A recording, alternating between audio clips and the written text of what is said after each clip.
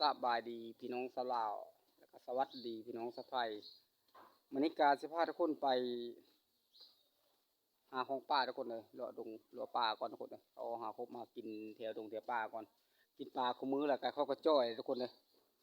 ไปกินแบบว่าอาหารสัตว์ปูสัตว์ป่าสัตว์หยังในทุกคนหาหน่อไม้หน่อมันบ่หาปูหาหอยตามเปาะตามป่าตามดงทุนเอาไว้แล้วก็ไปทุกคนถือว่าตอนนี้ก็ค่อยยังอยู่กลางบ้านทุกคนนะย่างไปกลางบ้านทุกคนนะมาชมแล้วก็อย่าลืมทุกคนทักเพลงทุกเก่าทุกคนเลยที่ทีมอย่าปะอย่าละอย่าไล่ทุกคนฝากติดตามช่องกันทุกคนเด้อเพื่อให้เวลาขึ้นในทุกคนเลยตอนนี้สองคนก็เวลาก็ยังหลายทุกคนเลยหวังจะผ่านหรือไม่ผ่านเขาก็หูทุกคนเลยบรรยากาศก็ประมาณนี้ทุกคนเลยคืมฟ้าคืมฝนอยู่ฝนสิตกบ่จังใดทุกคนเลยฝนต้องห้ำบ่ถือว่าตอนนี้เขาอยู่ทุ่งนาทุกคนเลยประมาณนี้ทุกคนภาพอากาศก็แดดแน่นอนนึงอันแดดก็คือว่ามีเมฆมีหมอกทุกคนเลยอ่ะวันแรกก็ได้ยังก็ไปลุ้นไปซุ่มอยู่ที่กลางป่าไปทุกคนเลยมาเล็บปุ่งควายก่อนทุกคนเลย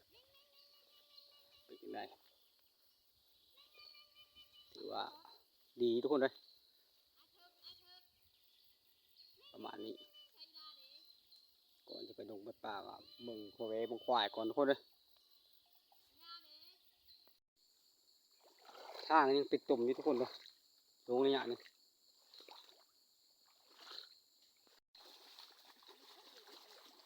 ฝนตกหลายทุกคนเลยน้ำก็เลยหลายตามห้องตามห้วยทุกคนเลยห้วยน้อยประมาณนี้ไก่ทุกคนเลยบ่อนหาหน่อไม้ก็ได้หาหน่อไม้ชิวโคงป่าทุกคนเห็นยังก็เขาก็จะเอามันนี่ฮะหาอะไรว่าจะได้อย่างเขายังโมโหทุกคนเลยยังไม่ทันถึงอยู่ทุกคน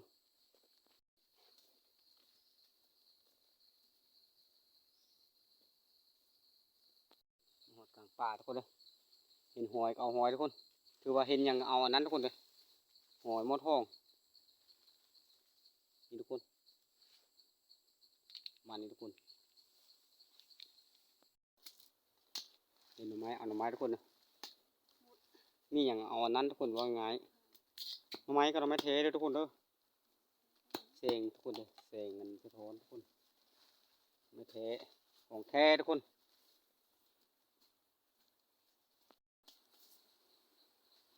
หน่อสูงเอาทุกคนสุลายกายย้อนหน่อต่ำบ่จะมีทุกคนเพราะว่าลาเลยทุกคนเลยหมายแท้เอามาต้มทุกคนรสชาติอาจจะหวานนิดนึงทุกคนเลยสารทิพเข้าก็ได้ทุกคนสารกระยังกระบุงก็ได้เด้อต้นของเขาทุกคนเลยมัน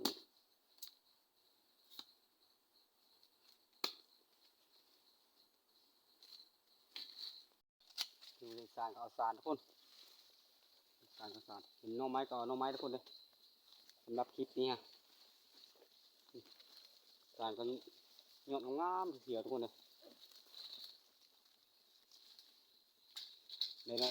ได้หลายก็ยังหูทุกคนหูว่าตัวนี้หูว่าเอาทุกคนเลยกำลังเก็บเอา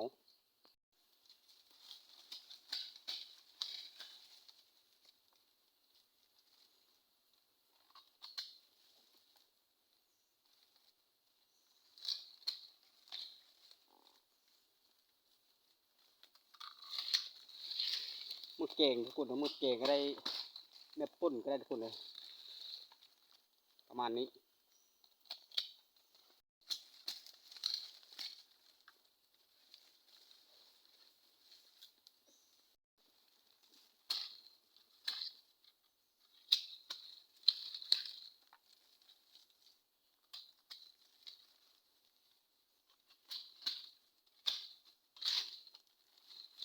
คือมันนอกของหนาทุกคนหากินกับเบ็ดนี้นะทุกคนเลยตามตามป่านี่ละ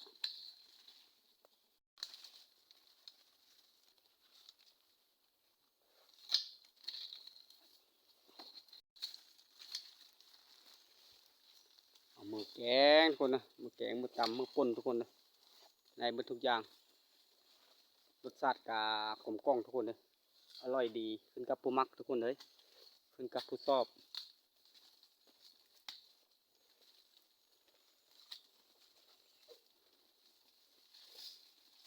บรรยากาศตอนนี้ก็แดดทุกคนแต่ว่ามาอยู่ในกลางดงแล้วก็เย็นได้ทุกคนเลย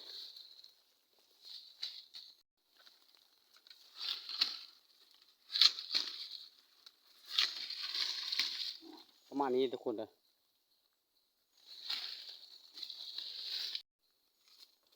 เก็บของปูของป่าของดงทุกคนเลยคนบ้านนอกของนาคือเอาตัวนี้ทุกคนเลยอยู่ตัวมึงกับเขาเจ้าซื้อกันทุกคนเลยซื้อขายกันสำหรับการ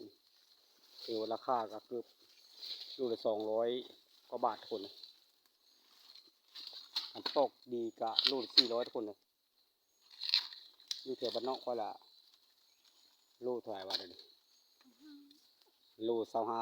25,000กะที่เงินบาทกับประมาณ25 บาททุกคนเลยหมดปลาหน่อไม้เอาหน่อไม้หมดปลาสารเอาสารทุกคนเลยประมาณนี้ของกินอาหารเอารถทุกคนเลยสำหรับมื้อนี้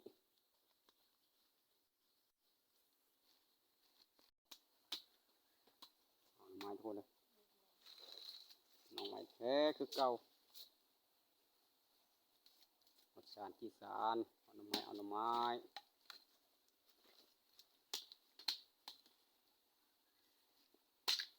มีอย่างไรทุกคนเลยวิถีชีวิตของคนบ้านนอกคลองนาก็ประมาณนี้แหละเก็บของป่าของดงมากินเป็นอาหาร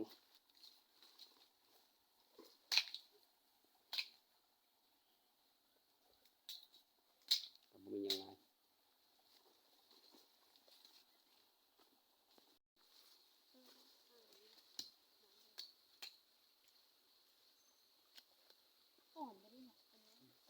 ต้มแซ่บทุกคนเลยรสชาติอาจจะหวานนิดนึงคนโอเคทุกคน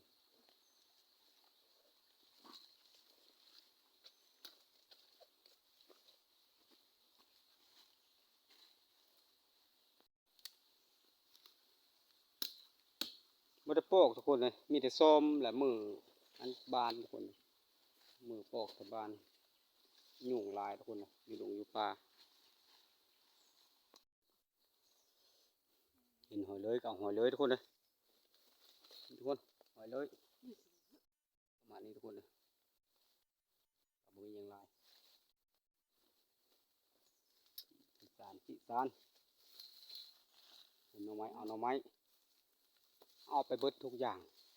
วายง่ายนะสารคน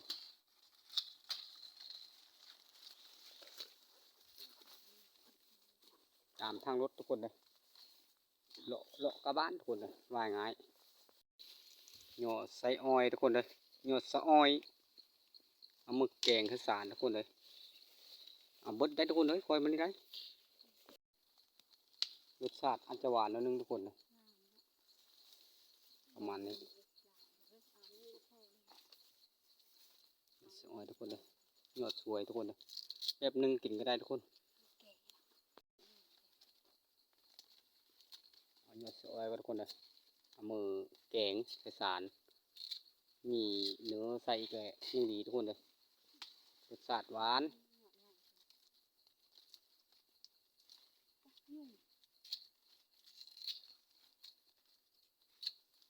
ยุ่งหลายทุกคนอยู่ตรงอยู่ป่าลำบากทุกคนเลยหากินตามดงตามป่าหลายคนอาจจะงงทุกคนเลยแต่จำเป็นทุกคนเลยอยากใช้ชีวิตหรูหรากะเป็นไปไม่ได้ทุกคนเลย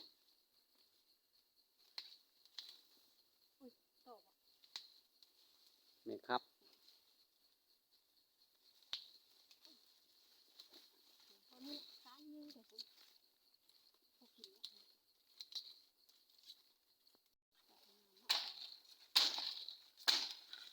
สารทุกคนเลย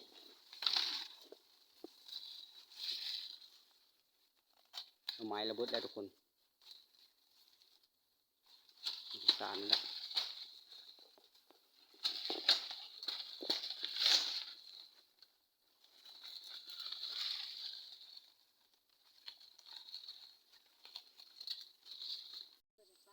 ล ลังจากอันการที่งานเราก็มาเก็บมะเขือทุกคนเลยเก็บมะเขือป่าก่อนทุกคนเลย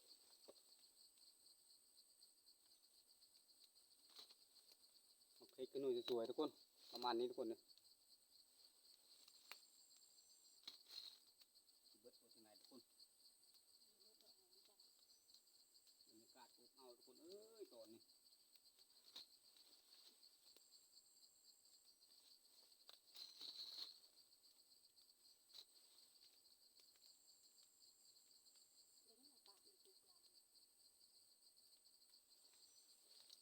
ไม่ได้เอาเครื่องมือมาทุกคนเลย